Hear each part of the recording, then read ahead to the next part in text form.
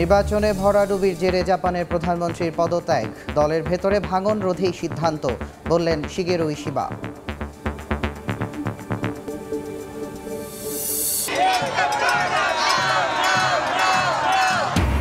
Trump বিরোধী বিক্ষোভে উত্তাল যুক্তরাষ্ট্র, কেন্দ্রীয় বাহিনী প্রত্যাহারের দাবি। লন্ডনে প্যালেস্টাইন অ্যাকশন নিষিদ্ধের প্রতিবাদ সমাবেশে ব্যাপক ধরপাকড়। ইসরায়েলি আগ্রাসনে গাজার 90% এলাকা ধ্বংস, নিশ্চিহ্ন প্রায় 3000 পরিবার। একদিনে নিহত আরও 58 ফিলিস্তিনি, উপত্যকা থেকে পাল্টা রকেট হামলা। এবং বেইজিং ওয়াশিংটন উত্তেজনার মধ্যেই ট্রাম্প শি বৈঠকের উদ্যোগ। দক্ষিণ কোরিয়ায় এপেক সম্মেলনের ফাঁকে হতে পারে আলোচনা, কিমের সঙ্গেও বৈঠকের সম্ভাবনা।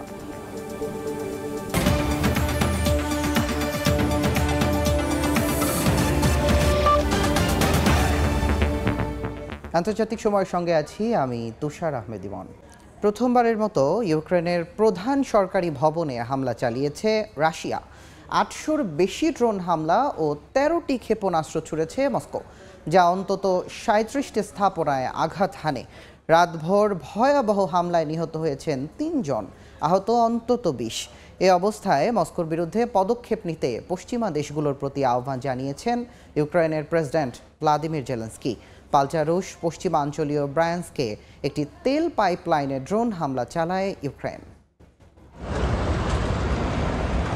রাতভর হামলায় রাজধানী কিয়েভে জ্বলতে থাকে ইউক্রেনের প্রধান সরকারি ভবন। শহরের কেন্দ্রীয় পেচেরস্কি জেলায় ছোড়া ড্রোনে ভবনের ছাদ ক্ষতিগ্রস্ত হয়। পাশাপাশি রাজধানীর একটি গুদামঘর, 16 তলা আবাসিক ভবন ও 4 তলা আরেকটি স্থাপনা আঘাতের শিকার হয়। ইউক্রেনের বিমান বাহিনী জানিয়েছে রাশিয়া 805টি ড্রোন ও 13টি ক্ষেপণাস্ত্র ছোড়ে। এর মধ্যে 751টি ভূপাতিত করার দাবি করে কিয়েভ। অন্তত 37টি স্থাপনায় আঘাত হানে বলে জানা যায়। এই হামলায় হতাহত হয়েছেন বেশ কয়েকজন। একই রাতে জেলেনস্কি শহর ক্রিভিরি সহ কয়েকটি জায়গায় হামলা চালায় পুতিন বাহিনী। এই অবস্থায় রাশিয়ার বিরুদ্ধে পদক্ষেপ নিতে পশ্চিমা দেশগুলোর প্রতি নতুন করে আহ্বান জানিয়েছেন ইউক্রেনের প্রেসিডেন্ট ভলোদিমির জেলেনস্কি। তিনি প্যারিস বৈঠকে করা নিরাপত্তা নিশ্চয়তার প্রতিশ্রুতি বাস্তবায়নের তাগিদ দেন। অপরদিকে রুশ প্রেসিডেন্ট ভ্লাদিমির পুতিন সতর্ক করে বলেছেন, যুদ্ধবিরতির পর ইউক্রেনে শান্তিরক্ষী পাঠানো হলে তার নতুন সংকট তৈরি করবে। অন্যদিকে রাশিয়ার পশ্চিমাঞ্চলীয় ব্রায়ান্স্কের একটি তেল পাইপলাইনে ড্রোন হামলা চালায় ইউক্রেন। কৌশলগত গুরুত্বপূর্ণ সম্পন্ন এই স্থাপনাটি মারাত্মক ক্ষতির শিকার হয়েছে বলে দাবি করা হচ্ছে। একই সঙ্গে মস্কো জানিয়েছে নিজেদের আকাশ সীমায় অন্তত 69টি ইউক্রেনীয় ড্রোন ভূপাতিত করেছে তারা। চলমান সংঘাতে দুদেশের পাল্টাপাল্টি হামলায় আরও অনিশ্চিত হয়ে উঠছে যুদ্ধবিরতির আলোচনা। ইয়াসিন মোহাম্মদ জিসান, সময় সংবাদ। দলের ভেতরে ভাঙন রোধে পদত্যাগ করেছেন জাপানের প্রধানমন্ত্রী শিগেরু ইশিবা। স্থানীয় সময় রোববার নিজের পদত্যাগের ঘোষণা দেন তিনি। নির্বাচনী হার ও নীতি বাস্তবায়নে প্রতিবন্ধকতার প্রেক্ষাপটে এই সিদ্ধান্ত বলে জানান শিগেরু। বলেন, যুক্তরাষ্ট্রের সঙ্গে শুল্ক ইস্যুতে আলোচনা চলমান থাকায় এতদিন পদত্যাগ করেননি। গত অক্টোবর থেকে দায়িত্বে থাকা অবস্থায় তার নেতৃত্বাধীন লিবারেল ডেমোক্রেটিক পার্টি নির্বাচনে ধারাবাহিক পরাজয়ের মুখোমুখি হয়। জুলাইয়ে নির্বাচনে দলের নেতৃত্বাধীন জোটের বড় পরাজয়ের পর পার্লামেন্টের উভয় কক্ষে সংখ্যাগরিষ্ঠতা হারায় লিবারেল ডেমোক্রেটিক পার্টি। অপরাধ দমনের নামে মার্কিন প্রেসিডেন্ট ডোনাল্ড ট্রাম্পের সেনা মোতায়েনের প্রতিবাদে বিক্ষোভে উত্তাল যুক্তরাষ্ট্র। স্থানীয় সময় শনিবার ট্রাম্প বিরোধী প্ল্যাকার্ড হাতে ওয়াশিংটন ডিসির রাস্তায় নামেন অভিবাসী থেকে শুরু করে ফিলিস্তিন সমর্থকরাও। এ সময় দ্রুত সেনাদের সরিয়ে নেওয়ার দাবি জানান তারা। একই দিনে আন্দোলনে সোচ্চার হয়ে ওঠেন ইলিনয় অঙ্গরাজ্যের শিকাগো শহরের বাসিন্দারা। ট্রাম্প প্রশাসনের সেনা মোতায়েনের বিরুদ্ধে স্থানীয় সময় শনিবার যুক্তরাষ্ট্রের রাজধানী ওয়াশিংটন ডিসির রাস্তায় আন্দোলনে নামেন হাজারো মানুষ। বিক্ষোভকারীদের মধ্যে ছিলেন অভিবাসী থেকে শুরু করে ফিলিস্তিনি সমর্থকরাও। এ সময় প্ল্যাকার্ড হাতে নিয়ে ট্রাম্প বিরোধী নানা স্লোগান দেন তারা। শহরে যা হচ্ছে তাতে বিরক্ত হয়ে আমি এখানে এসেছি। আমরা একদল সমাজকর্মী অভিবাসীদের শান্তি ফিরিয়ে আনতে নিরলস পরিশ্রম করছি। আমরা চাই সেনারা আমাদের শহর থেকে বেরিয়ে যাক। আমরা তাদের উপস্থিতি চাই না। একই দিন বিক্ষোভে ফেটে পড়েন শিকাগোবাসীও। কোনো ট্রাম্প নয়, কোনো সেনা নয় বলে স্লোগান দেন তারা। এর আগে ইলিনয় অঙ্গরাজ্যের গভর্নর ও ট্রাম্পের কড়া সমালোচক জে.বি. প্রিৎজকার অভিযোগ করে বলেন, মেক্সিকোর স্বাধীনতা দিবস ঘিরে আয়োজিত উৎসবগুলোতেই অভিবাসী বিরোধী অভিযানের ঝুঁকি রয়েছে। এর মধ্যে কিছু উৎসব বাতিলের ঘোষণা দিয়েছে সংশ্লিষ্টরা। অভিবাসী বিরোধী অভিযানের জেরে গত জুনে যুক্তরাষ্ট্রের দ্বিতীয় বৃহত্তম শহর লস অ্যাঞ্জেলেসে 4000 ন্যাশনাল গার্ড সদস্য এবং 700 সক্রিয় মার্কিন মেরিন মোতায়েনের নির্দেশ দেন ট্রাম্প। মার্কিন প্রেসিডেন্টের এমন সিদ্ধান্তে শহর জুড়ে ছড়িয়ে পড়ে প্রতিবাদ। এরপর অপরাধ দমনের অজুহাতে গত মাসে ওয়াশিংটন ডিসিতে 2000-এর বেশি সেনা পাঠান তিনি। বিশেষজ্ঞরা বলছেন, রাজধানীতে এই পরীক্ষা চালিয়ে ট্রাম্প প্রশাসন অন্যান্য জায়গায়ও একই কৌশল প্রয়োগ করতে চাইছে। তাই এখনই প্রতিরোধ না করলে বিষয়টি সারা দেশে ছড়িয়ে পড়তে পারে বলে আশঙ্কা তাদের। মৌসুমী সাথী, সময় সংবাদ। ফিলিস্তিনপন্থী সংগঠন প্যালেস্টাইন অ্যাকশন নিষিদ্ধের প্রতিবাদে বিক্ষোভে উত্তাল লন্ডনের রাজপথ। শান্তিপূর্ণ সমাবেশ থেকে 425 জনকে গ্রেফতার করে পুলিশ। মানবাধিকার সংস্থাগুলো বলছে, সংগঠনটিকে নিষিদ্ধ করার সিদ্ধান্ত মত প্রকাশের স্বাধীনতার উপর নেতিবাচক প্রভাব ফেলতে পারে। একই দিনে গাজা যুদ্ধ বন্ধ ও ইসরায়েলি জিম্মিদের মুক্তির দাবিতে তেল আবিব ও জেরুজালেমে ব্যাপক বিক্ষোভ হয়েছে। যুক্তরাজ্যে ফিলিস্তিনপন্থী সংগঠন প্যালেস্টাইন অ্যাকশনের উপর থেকে নিষেধাজ্ঞা প্রত্যাহারের দাবিতে স্থানীয় সময় শনিবার বিক্ষোভের ডাক দেয় ডিফেন্ড আওয়ার জুডিস নামের প্রচারণা সংগঠন। রাজপথে নামেন হাজারো বিক্ষোভকারী। ব্রিটিশ পার্লামেন্ট ভবনের সামনে বিক্ষোভকারীদের পুলিশ বাধা দিলে শুরু হয় সংঘর্ষ। চলে ব্যাপক ধরপাকড়। আটক করা হয় 4 শতাধিক আন্দোলনকারীকে। যারা জীবনে কোনোদিন বিক্ষোভে নামেননি তারাও এখন বিবেকের টানে ভাবছেন, আমি আর সোফায় বসে বসে এই ভয়াবহতা দেখে কিছু না করে থাকতে পারি না। প্রতিবন্ধী, মধ্যবয়সী ও প্রবীণদের গ্রেফতার করা হচ্ছে। তাদের অপরাধ, তারা শিশু হত্যার বিরোধিতা করছে। গত জুনে সন্ত্রাস বিরোধী আইনের আওতায় প্যালেস্টাইন অ্যাকশন নিষিদ্ধ করে ব্রিটিশ সরকার। সংগঠনটির প্রতি সমর্থন প্রকাশ অথবা এর সঙ্গে সম্পৃক্ততা প্রকাশকারী পোশাক পরাও একটি ফৌজদারি অপরাধ হিসেবে গণ্য হবে বলে জানায় সংশ্লিষ্টরা, যার শাস্তি 14 বছর পর্যন্ত কারাদণ্ড। মানবাধিকার সংস্থাগুলো বলছে, এভাবে গ্রেফতার ও সংগঠনটিকে নিষিদ্ধ করার সিদ্ধান্ত মত প্রকাশের স্বাধীনতার উপর ভয়াবহ প্রভাব ফেলতে পারে।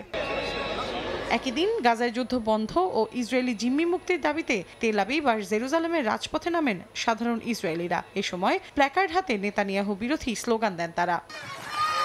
মৌসুমী সাথী, সময় সংবাদ। গাজায় ইসরায়েলি আগ্রাসনে উপত্যকাটির প্রায় 90% এলাকা ধ্বংসস্তূপে পরিণত হয়েছে। নিশ্চিহ্ন হয়ে গেছে প্রায় 2700 পরিবার। গত একদিনে গাজায় দখলদারদের হামলায় নিহত হয়েছেন আরও 58 ফিলিস্তিনি। হামলা বন্ধে হামাসের সঙ্গে গঠনমূলক আলোচনা চালিয়ে যাচ্ছে বলে দাবি করেছেন মার্কিন প্রেসিডেন্ট ডোনাল্ড ট্রাম্প। নতুন আগ্রাসনের অংশ হিসেবে গাজা সিটির একের পর এক টাওয়ার ব্লক ধ্বংস করছে ইসরায়েলি সেনারা। মুস্তাহা টাওয়ারের পর স্থানীয় সময় শনিবার উড়িয়ে দেওয়া হয়েছে আল সুশি আবাসিক টাওয়ার। আর এই ভিডিও সামাজিক মাধ্যমে প্রকাশ করে ইসরায়েলের প্রতিরক্ষা মন্ত্রী কাটস এই ধ্বংসাত্মক কার্যক্রম চালিয়ে যাওয়ার হুঁশিয়ারি দেন। তেল আবিবের দাবি, ভবনগুলো হামাসের নজরদারির কাজে ব্যবহৃত হচ্ছিল, যদিও তারা কোনো প্রমাণ দেখাতে পারেনি। গুড়িয়ে দেয়া ভবনের ধ্বংসস্তূপের ইট পাথরে ফিলিস্তিনিদের রক্তের দাগ। সেই ধ্বংসস্তূপ সরিয়ে স্বজনরা খুঁজে বেড়াচ্ছেন প্রিয়জনদের। শনিবারও উপত্যকাটিতে ইসরায়েলি বাহিনীর হামলায় বেশ কয়েকজন ফিলিস্তিনি নিহত হয়েছেন। এর মধ্যে অনেকেই ত্রাণের লাইনে দাঁড়িয়ে থাকা ক্ষুধার্ত ফিলিস্তিনি ছিলেন। গাজার স্বরাষ্ট্র মন্ত্রণালয় ইসরায়েলের তথাকথিত সেফ জোন বা নিরাপদ অঞ্চলের ফাঁদে পা না দেওয়ার বিষয়ে সতর্ক করেছে। জানানো হয়, পরিবারগুলোকে জোরপূর্বক উচ্ছেদ করে এই সেফ জোনে আনা হয়। পরে আবার সেই নিরাপদ এলাকাগুলো বারবার বোমায় বিধ্বস্ত হয়েছে। 2 বছরেরও বেশি সময় ধরে চলা ইসরায়েলি বোমা বর্ষণে গাজার প্রায় 90% কাঠামো ধ্বংস হয়ে গেছে। ক্ষতির পরিমাণ দাঁড়িয়েছে $6,800 কোটি। ধ্বংস হয়েছে 38টি হাসপাতাল, 833টি মসজিদ এবং 1.5 শতাধিক শিক্ষা প্রতিষ্ঠান। ফিলিস্তিনের অবরুদ্ধ গাজা উপত্যকায় ইসরায়েলের গণহত্যায় এখন পর্যন্ত 2700টি পরিবার নিশ্চিহ্ন হয়ে গেছে। অর্থাৎ এসব পরিবারের কেউই বেঁচে নেই। শিশু মৃত্যুর চিত্র ভয়াবহ। সেভ দ্য চিলড্রেনের হিসাবে প্রায় 23 মাস ধরে প্রতি ঘন্টায় অন্তত 1 শিশু নিহত হয়েছে। ইউনিসেফ জানায়, শুধু আগস্টেই 15,000-এর বেশি শিশু অপুষ্টিতে ভুগছে। এমন পরিস্থিতিতে মার্কিন প্রেসিডেন্ট ডোনাল্ড ট্রাম্প জানিয়েছেন ওয়াশিংটন হামাসের সঙ্গে গঠনমূলক আলোচনা চালিয়ে যাচ্ছে। তিনি দাবি করেছেন হামাসের কাছে থাকা জীবিত জিম্মিদের সংখ্যা হয়তো আরও কমে গেছে। তিনি সতর্ক করে বলেন, জিম্মিদের মুক্তি না দিলে পরিস্থিতি হবে ভয়াবহ ও অস্থির। মালিহা সুহরওয়ার্দী, সময় সংবাদ। গাজা থেকে ইসরায়েল লক্ষ্য করে 2টি রকেট হামলা চালানো হয়েছে, যার মধ্যে একটি প্রতিহতের দাবি করেছে ইসরায়েলের প্রতিরক্ষা দফতর। আইডিএফের তথ্য অনুযায়ী স্থানীয় সময় রোববার গাজা শহরের কেন্দ্র থেকে ইসরায়েল সীমান্ত লক্ষ্য করে 2টি রকেট ছোড়া হয়। এ সময় সীমান্তবর্তী বেশ কয়েকটি শহরে সাইরেন বেজে ওঠে। রকেট দুটির মধ্যে একটি প্রতিহত করতে পারলেও আরেকটি খোলা জায়গায় বিস্ফোরিত হয়। এতে কেউ হতাহত হয়নি বলে জানিয়েছেন সংশ্লিষ্টরা। এ ঘটনায় দায় স্বীকার করেছে সশস্ত্র গোষ্ঠী প্যালেস্টাইনিয়ান ইসলামিক জিহাদ।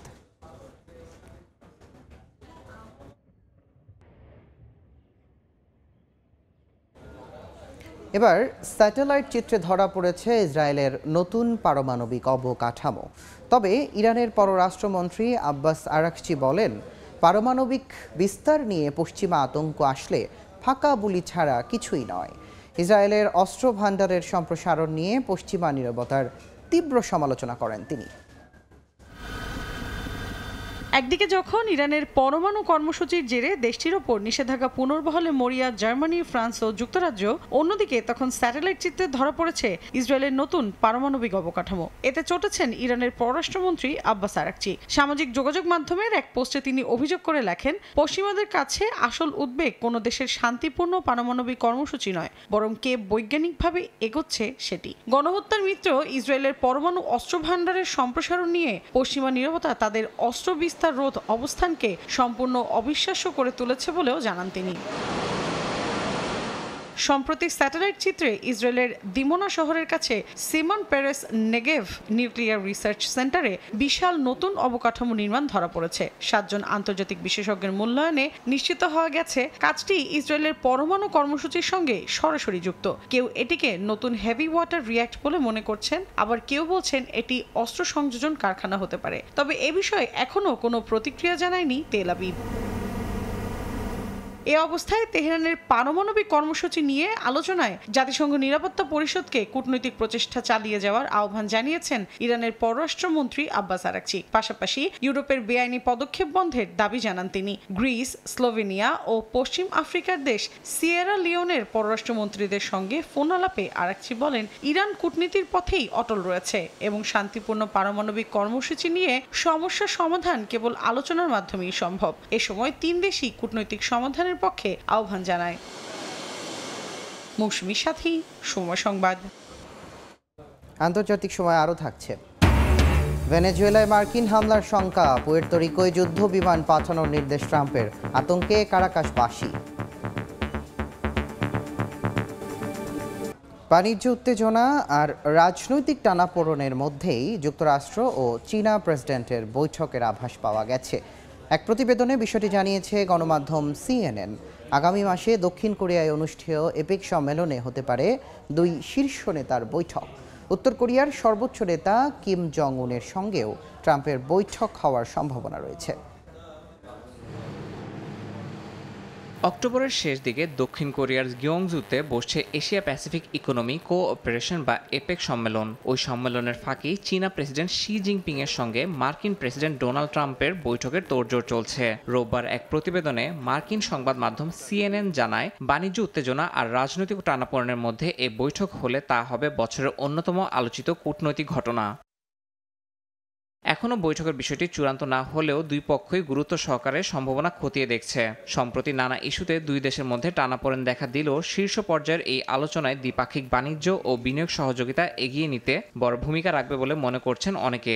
এরই মধ্যে যুক্তরাষ্ট্র ও চীনের অর্থনৈতিক উপদেষ্টারা ইউরোপে একাধিকবার বৈঠক করেছেন, যেখানে অগ্রাধিকার ছিল শুল্ক ইস্যু সমাধান। ওয়াশিংটন এপ্রিলে চীনা পণ্যে 145% শুল্ক আরোপ করলে পাল্টা ব্যবস্থা নেয় বেইজিংও। তবে আপাতত নতুন করে শুল্ক কার্যকর করা নভেম্বর পর্যন্ত স্থগিত রাখা হয়েছে। ট্রাম্প প্রশাসন এই সফরকে শুধু বাণিজ্য নয় বরং বহুমাত্রিক কূটনৈতিক মিশন হিসেবে দেখছে। লক্ষ্য রাখা হয়েছে প্রতিরক্ষা সহযোগিতা বাড়ানো, বেসামরিক পারমাণবিক খাতে প্রযুক্তি আদান প্রদান এবং নতুন অর্থনৈতিক বিনিয়োগ নিশ্চিত করা। এর আগে মধ্যপ্রাচ্যের সফরে সৌদি আরব, কাতার ও সংযুক্ত আরব আমিরাতে বিনিয়োগ চুক্তি করেছিলেন ট্রাম্প। এবার এশিয়াতেও একই ধরনের সাফল্য অর্জনের পরিকল্পনা ওয়াশিংটনের। শুধু শি জিনপিং নন, উত্তর কোরিয়ার নেতা কিম জং উনের সঙ্গেও বৈঠক হতে পারে ট্রাম্পের। যদিও কিম বৈঠকে যোগ দেবেন কিনা তা এখনও নিশ্চিত নয়। দক্ষিণ কোরিয়ার প্রেসিডেন্ট লি জে মিয়াং আশা করছেন এই সম্মেলন একদিকে বাণিজ্য সহযোগিতা বাড়াবে, অন্যদিকে আঞ্চলিক নিরাপত্তা ইস্যুতেও নতুন আলোচনার দ্বার খুলে দেবে। ইয়াসিন মোহাম্মদ জিসান, সময় সংবাদ। শুল্ক যুদ্ধের মধ্যেই যুক্তরাষ্ট্রের সঙ্গে সম্পর্ককে ইতিবাচক হিসেবে আখ্যা দিয়েছেন ভারতের প্রধানমন্ত্রী নরেন্দ্র মোদী। এর মধ্যেই মার্কিন প্রেসিডেন্ট ডোনাল্ড ট্রাম্প জারি করেছেন নতুন এক নির্বাহী আদেশ, যেখানে বাছাই করা মিত্র অংশীদারিদের জন্য শুল্ক ছাড় দেওয়া হবে। তবে তালিকায় নেই ভারতের নাম। দ্য গার্ডিয়ানের এক প্রতিবেদন অনুযায়ী ট্রাম্পের নোবেল শান্তি পুরস্কারের আকাঙ্ক্ষা ব্যর্থ হওয়াই শুল্ক বৃদ্ধির আসল কারণ বলে মনে করেছেন বিশ্লেষকরা। মার্কিন প্রশাসনের ভারতীয় পণ্যে আরোপ করা 50% শুল্ক এশিয়ার মধ্যে সর্বোচ্চ এবং যুক্তরাষ্ট্রের ইতিহাসে বড় অংশীদারের ওপর অন্যতম কঠোর শুল্ক আরোপ। এমন বাণিজ্যিক ও কূটনৈতিক টানাপোড়েনের মধ্যেও মার্কিন প্রেসিডেন্ট ডোনাল্ড ট্রাম্প ভারতের প্রধানমন্ত্রী নরেন্দ্র মোদীকে ঘনিষ্ঠ বন্ধু হিসেবে আখ্যা দিয়েছেন। যদিও ট্রাম্প ক্ষোভ প্রকাশ করে বলেন মোদীর সাম্প্রতিক কিছু কার্যকলাপ পছন্দ করছেন না তিনি। ট্রাম্পের এমন মন্তব্যের পর এবার মোদীও বললেন ওয়াশিংটন ও নয়াদিল্লির সম্পর্ক এখনও অনেক ইতিবাচক। সামাজিক যোগাযোগ মাধ্যমে তিনি জানান যুক্তরাষ্ট্রের সঙ্গে ভারতের বৈশ্বিক কৌশলগত অংশীদারিত্ব এখনও এগিয়ে যাচ্ছে। তিনি প্রেসিডেন্ট ট্রাম্পের ইতিবাচক মন্তব্যকে কৃতজ্ঞতা জানিয়ে বন্ধুত্বের বার্তা দেন। ট্রাম্প মোদির এমন উষ্ণ বার্তার মধ্যে ব্রিটিশ গণমাধ্যম দ্য গার্ডিয়ান সামনে নিয়ে এসেছে ভারত যুক্তরাষ্ট্রের সম্পর্কের এক ভিন্ন দিক। প্রতিবেদনে জানানো হয় পাকিস্তানের বিরুদ্ধে যুদ্ধের পর ভারত পাকিস্তানের সীমিত সংঘর্ষে ট্রাম্প উভয় দেশকে একই কাতারে দাঁড় করিয়েছেন। নয়াদিল্লিকে বিশেষ কোনো সুবিধা দেওয়া হয়নি, এমনকি টেলিফোনে হুমকি দিয়ে যুদ্ধ থামানোর কৃতিত্ব দাবি করেন ট্রাম্প, যা নয়াদিল্লির কাছে ছিল এক ধরনের অপমান। তবে মোদি প্রশাসন যুদ্ধ বন্ধে ট্রাম্পের মধ্যস্থতার বিষয়টি বারবার অস্বীকার করেছে। তাই গার্ডিয়ানকে বিশ্লেষকরা জানান ট্রাম্পের নোবেল শান্তি পুরস্কারের আকাঙ্ক্ষা ব্যর্থ হয় শেষ পর্যন্ত শুল্ক বৃদ্ধির আসল কারণ হয়ে দাঁড়ায়। এমন প্রেক্ষাপটে ট্রাম্প নতুন এক নির্বাহী আদেশে বিশেষ মিত্র অংশীদারদের জন্য শুল্ক ছাড়ের ঘোষণা দিয়েছেন, যা কার্যকর হবে 8 সেপ্টেম্বর থেকে। 45টিরও বেশি পণ্যে শূন্য শুল্ক সুবিধা পাবে তারা, যার মধ্যে রয়েছে নিকেল, প্রাকৃতিক গ্রাফাইট, আলো নির্গমক যন্ত্র, সৌর বিদ্যুতের উপকরণ, স্বর্ণ, সাধারণ ওষুধ এবং কৃষি পণ্য। জাপান ও ইউরোপীয় ইউনিয়ন এর মধ্যে এই সুবিধার আওতায় এসেছে, কিন্তু ভারত এখনো বাইরেই রয়ে গেছে। মাদিহা সুহরওয়ার্দী, সময় সংবাদ। আন্তর্জাতিক সময় আরও থাকছে। ভারী বৃষ্টিতে ডুবেছে ভারতের পাঞ্জাব, তলিয়ে ফসলি জমি, ঘরবাড়ি। পাকিস্তানে বন্যায় আটকে পড়াদের উদ্ধারে সেনাবাহিনী। টাইফুন পিফাহের প্রভাবে বিপর্যস্ত জাপান। ক্যারিবীয় উপকূলে মার্কিন রণতরী মোতায়েন কেন্দ্র করে ভেনিজুয়েলার সঙ্গে দেখা দিয়েছে চরম উত্তেজনা। এতে শঙ্কিত হয়ে পড়েছেন দেশটির সাধারণ মানুষ। যে কোনো মুহূর্তে হামলার আশঙ্কা করছেন তারা। পুয়ের্তো রিকোর মার্কিন সামরিক ঘাঁটিতে যুদ্ধ বিমান পাঠাতে ট্রাম্পের নির্দেশের পর যা আরও ঘনীভূত হয়েছে। কারাকাসের বাসিন্দাদের দৈনন্দিন জীবনেও দেখা দিয়েছে অনিশ্চয়তা। ভেনেজুয়েলার সঙ্গে উত্তেজনার জেরে যে কোনো মুহূর্তে মার্কিন হামলার শঙ্কায় চিন্তিত দেশটির সাধারণ মানুষ। সমুদ্র সীমান্তবর্তী দেশ পুয়ের্তো রিকোর মার্কিন সামরিক ঘাঁটিতে আরও 10টি যুদ্ধ বিমান পাঠানোর নির্দেশের পর দুশ্চিন্তার ভাঁজ পড়েছে ভেনেজুয়েলা সরকারের কপালে। নিজেদের সামরিক সক্ষমতা ঝালিয়ে নেওয়ার পাশাপাশি মিলিশিয়া বাহিনীর প্রশিক্ষণ ও টহল জোরদার করেছে দেশটি। সাধারণ মানুষের দৈনন্দিন জীবনেও দেখা দিয়েছে অনিশ্চয়তা। অনেকেই জানে না তারা কাল বাঁচবে কিনা, কারণ যে কোনো সময় বোমা পড়তে পারে। ভেনেজুয়েলার বাসিন্দাদের মধ্যে বিতর্কিত কোনো সমস্যা নেই। যুক্তরাষ্ট্র কেন কারকাসের সার্বভৌমত্বে আঘাত হানার কথা ভাবছে জানি না। আমরা কারোর সাথে যুদ্ধ চাই না, এমনকি আমি কখনো যুদ্ধ দেখিনি। পরিস্থিতি যেমনই হোক, যুক্তরাষ্ট্র সবসময় যুদ্ধকে প্রধান হাতিয়ার হিসেবে দেখে। সমস্যাটা সেখানেই। যুদ্ধ হোক বা না হোক, অর্থ উপার্জনে আমাদের দৈনন্দিন কাজকর্ম ঠিকই করে যেতে হবে। যুদ্ধের পক্ষে বা বিপক্ষে নয়, তবে আমাদের সবসময় সংগ্রাম করতে হচ্ছে। চলতি সপ্তাহে যুক্তরাষ্ট্রের বিরুদ্ধে সামরিক হস্তক্ষেপের মাধ্যমে ভেনেজুয়েলায় সরকার পরিবর্তনের পরিকল্পনার অভিযোগ তোলে প্রেসিডেন্ট নিকোলাস মাদুরো। এ পরিকল্পনা থেকে সরে আসতে ট্রাম্পের প্রতি আহ্বানও জানান তিনি, যদিও অভিযোগ উড়িয়ে দিয়ে মাদক নির্মূলই ওয়াশিংটনের লক্ষ্য বলে দাবি করেন ট্রাম্প। সম্প্রতি বিভিন্ন আন্তর্জাতিক গণমাধ্যমেও মাদক পাচারকারী চক্রকে লক্ষ্য করে ভেনেজুয়েলার অভ্যন্তরে যুক্তরাষ্ট্রের হামলার সম্ভাব্যতার বিষয়টি উঠে এসেছে। এদিকে ভেনেজুয়েলা উপকূলে রণতরী মোতায়েনের পর মার্কিন হামলায় মাদক পাচারকারী সন্দেহে 11 জন নিহতের ঘটনা ও যুদ্ধবিমান পাঠানোর নির্দেশ ভেনেজুয়েলায় হামলার ইঙ্গিত বলে মনে করছেন বিশ্লেষকরা। নাসরিন রুমি, সময় সংবাদ। ভারী বৃষ্টিতে ভয়াবহ বন্যার কবলে ভারতের পাঞ্জাব। তলিয়ে গেছে ফসলি জমি, ঘরবাড়ি। এতে চরম বিপাকে পড়েছেন সাধারণ মানুষ।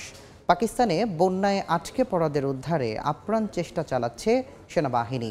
দুর্গতদের মাঝে ত্রাণ বিতরণ করছে স্থানীয় প্রশাসন। এদিকে টাইফুন পিপাহের প্রভাবে বিপর্যস্ত জাপান। বন্যায় বিপর্যস্ত নয়াদিল্লির বন্দরপাড়ায় অনিশ্চয়তায় জীবন পার করছেন বিন্দু পাণ্ডে এবং তার পরিবার। বন্যায় তার বাড়ি ভেসে গেছে, বাধ্য হয়েছে নিরাপদ আশ্রয়ে চলে যেতে। ভেসে গেছে তাদের সমস্ত ফসল ও শিশুদের বই খাতা। যমুনা নদীর পানি বিপদসীমার উপর দিয়ে প্রবাহিত হচ্ছে। ঘরবাড়ি ও আশপাশের এলাকা প্লাবিত হয়ে গেছে। বুক जो है बच्चों की वो भीग चुकी है क्योंकि আমার সন্তানদের বইগুলো পানিতে ভিজে গেছে। কোনো তথ্য ছিল না যে এতটা পানি আমাদের ঘরে ঢুকে যাবে। এ কারণে বইগুলো সম্পূর্ণ ভিজে গেছে। আমরা এগুলো তাকের উপর রেখেছিলাম। এখন আমার সন্তানরা কিভাবে পড়ালেখা করবে? बच्चे कैसे पढ़ाई कर सकते हैं? ভারতের পাঞ্জাব রাজ্যে গত কয়েকদিন ধরে ভারী বর্ষণে প্রায় 10,60,000 হেক্টর ফসলি জমি পানির নিচে। ফাজিলকা অঞ্চলে ভারতীয় সেনারা গ্রামে আটকে পড়া বাসিন্দাদের নিরাপদে সরিয়ে নিয়েছেন। ধানসহ বহু ফসল নষ্ট হয়ে গেছে। এদিকে পাকিস্তানের পাঞ্জাব প্রদেশে বন্যার কারণে 3,900 গ্রামের মানুষকে নিরাপদ আশ্রয়ে সরানো হয়েছে। মুলতান শহরে চেনাব নদীর বাঁধ ভেঙে পানি সরানোর পরিকল্পনা করা হচ্ছে যাতে শহরের পানি কমানো যায়। তবে চলতি সপ্তাহ পর্যন্ত বৃষ্টি অব্যাহত থাকার সম্ভাবনা রয়েছে। স্থানীয় প্রশাসন ত্রাণ সামগ্রী বিতরণে ব্যস্ত সময় পার করছে। মালিহা সুহরওয়ার্দী, সময় সংবাদ। সাম্প্রতিক বিষয়াবলী নিয়ে বাংলাদেশ ফরেন সার্ভিস একাডেমিতে সংবাদ সম্মেলন করছেন প্রধান উপদেষ্টার প্রেস সচিব শফিকুল আলম। সরাসরি যাচ্ছি সেখানে। একটা বিষয় হচ্ছে যে পল্লী বিদ্যুতের সমিতির সমস্যা বিষয়ে 2টি কমিটি গঠন করা হয়েছে। তাদের রিপোর্টের ভিত্তিতে কার্যক্রম গ্রহণ শুরু করা হয়েছে, অলরেডি শুরু করা হয়েছে। বদলিকৃতদের পূর্বের জায়গায় ফিরিয়ে নেওয়ার প্রক্রিয়া শুরু হয়েছে। সাময়িক বরখাস্ত আদেশগুলো পরীক্ষা করা হচ্ছে। এমত অবস্থায় পল্লী বিদ্যুৎ সমিতির কর্মকর্তাদের কর্মবিরতির কোনো প্রয়োজন নাই ইন্টারিম গভর্নমেন্ট মনে করে। গোয়েন্দা সূত্রে জানা গেছে দেশবিরোধী শক্তি পল্লী বিদ্যুৎ সমিতির আন্দোলনে ইন্ধন দিচ্ছে। সরকার এদের বিরুদ্ধে ব্যবস্থা নিচ্ছে। শান্তিপূর্ণ আন্দোলন বিষয়ে সরকার সহনশীল, কিন্তু বিদ্যুৎ সরবরাহ বা গ্রাহক সেবা ব্যাহত হলে সরকার কঠিন ব্যবস্থা নিতে বাধ্য হবে। বিদ্যুৎ সরবরাহ বা গ্রাহক সেবা ব্যাহত হলে সরকার কঠিন ব্যবস্থা নিতে বাধ্য হবে। আর আপনারা জানেন গত শুক্রবারে রাজবাড়িতে একটি অপ্রীতিকর ন্যাক্কারজনক একটা ঘটনা ঘটেছে। তো সেই বিষয়ে কিছু আপডেট আছে, সেই আপডেটটা আপনাদেরকে জানাবেন আমাদের ডিপিএস আজাদ মজুমদার।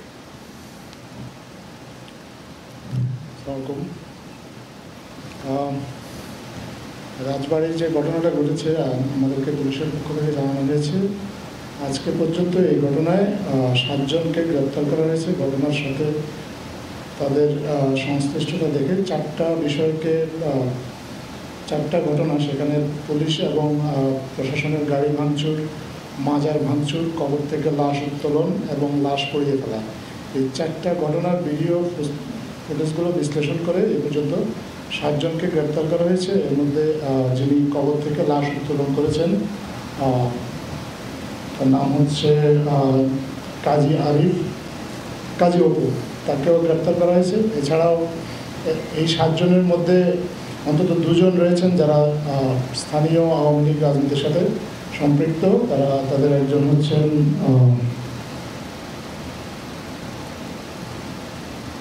হিরু মৃধা সাধারণ সম্পাদক গোয়ালন্দ ঘাট থানা স্বেচ্ছাসেবক লীগ এবং মাসুদ মৃধা সভাপতি উজানচর ইউনিয়ন ছাত্রলীগ গোয়ালন্দ থানা। এই 7 জনকে গ্রেপ্তার করা হয়েছে। পুরো ঘটনার ভিডিও ফুটেজ বিশ্লেষণ চলছে এবং পুলিশ জানিয়েছে যে ঘটনার সাথে যাদেরই সংশ্লিষ্টতা পাওয়া যাচ্ছে বা যাদের সংশ্লিষ্টতা তদন্তে আসবে তাদের প্রত্যেককে আইনের আওতায় আনা হবে। সরাসরি ছিলাম বাংলাদেশ ফরেন সার্ভিস একাডেমিতে। যুক্তরাষ্ট্রের জর্জিয়ায় অভিবাসন বিরোধী অভিযানে আটক দক্ষিণ কোরীয় শ্রমিকদের দেশে ফেরত পাঠানো হবে। সিউল জানিয়েছে জরুরি আলোচনার পর সমঝোতা হলেও কিছু প্রশাসনিক প্রক্রিয়া এখনও বাকি। দক্ষিণ কোরিয়ার প্রেসিডেন্ট লি জে-মিয়ং এ ঘটনার সব ধরনের ব্যবস্থা নেওয়ার নির্দেশ দেন। সিউল জানায় আটক শ্রমিকদের দ্রুত ফিরিয়ে নিতে ওয়াশিংটন দূতাবাস ও আটলান্টায় কনসুলেট সক্রিয়ভাবে কাজ করছে। চার্টার্ড বিমানে করে তাদের ফেরানোর প্রস্তুতি চলছে। একই সঙ্গে ভবিষ্যতে এ ধরনের ঘটনা ঠেকাতে ভিসা ব্যবস্থা ও অবস্থানকালীন নিয়ম পর্যালোচনা করার আশ্বাস দিয়েছে সরকার। বৃহস্পতিবার জর্জিয়ার হুন্দাই মেটা প্লান্টে অভিবাসন দফতরের অভিযানে 475 জনকে আটক করা হয়। এর মধ্যে প্রায় 300 জন দক্ষিণ কোরিয়ার নাগরিক। আন্তর্জাতিক সময়ের শীর্ষ সংবাদগুলো জানিয়ে দিচ্ছি আরেকবার। নির্বাচনে ভরাডুবির জেরে জাপানের প্রধানমন্ত্রীর পদত্যাগ, দলের ভেতরে ভাঙন রোধেই সিদ্ধান্ত, বললেন শিগেরু ইশিবা।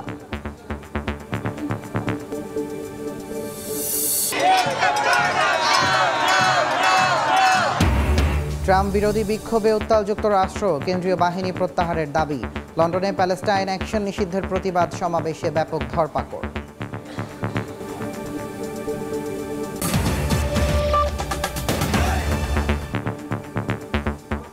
এ ছিল আন্তর্জাতিক সময়ে, সঙ্গে থাকুন সময়।